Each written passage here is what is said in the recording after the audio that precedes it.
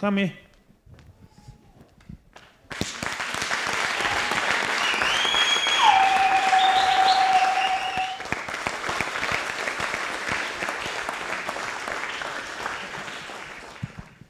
Magadi, mama.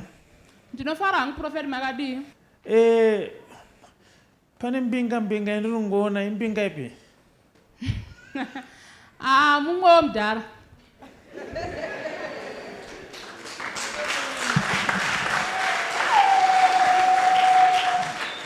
Asi makamuona nanaye kubhawa?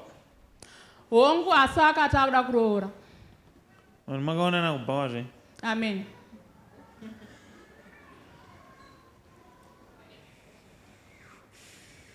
Baba venyu vari kupi?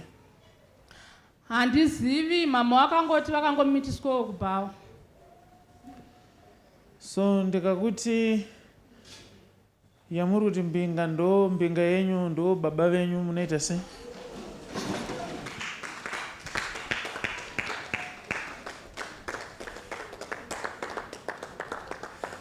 So sad, is it?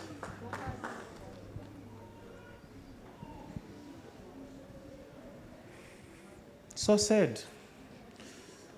Because ndiri kuona vari kuti ndo Mbinga yavo yavari kunetsa nayo ndo baba vavo, the biological father. I just saw it as I walked in.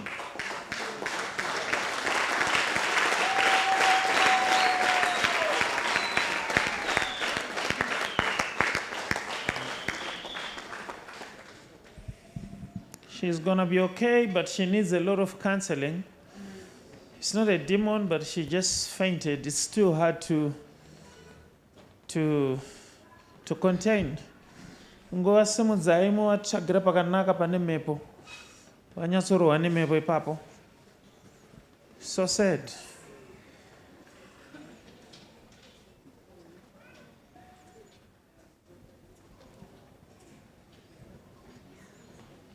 Mazvona kuti it's not easy.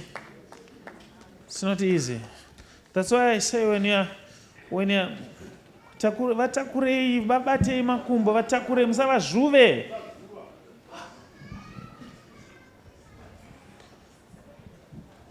Ndoda kuti vaende pano pavanonyatsorohwa nemhepo zvakanaka. She's going to be okay. I will assist her further with counseling.